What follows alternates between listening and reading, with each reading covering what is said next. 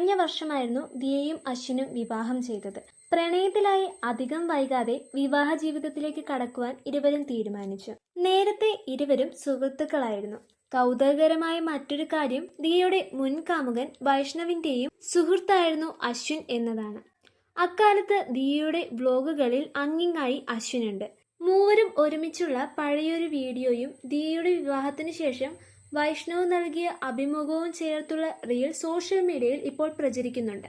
മുൻ റിലേഷൻഷിപ്പിൽ നിന്ന് പഠിച്ചത് എന്താണെന്ന് ചോദിച്ചതിന് വൈഷ്ണവ് മറുപടി നൽകുന്നുണ്ട്. സ്റ്റിൽ ബ്രേക്കപ്പിലൂടെ കടന്നു പോകുന്ന പല ആൾക്കാർക്കും ഒരു അഡ്വൈസ് കൊടുക്കാറുണ്ടെങ്കിൽ എന്തായിരിക്കും? ഒരുപാട് കൂട്ടുകാരെ കൂട്ടാൻ പാടില്ല റിലേഷൻഷിപ്പ് ആയി കഴിഞ്ഞാല്. അത് ഞാനൊന്നും പറയുന്നില്ല. Flash back. പിന്നെ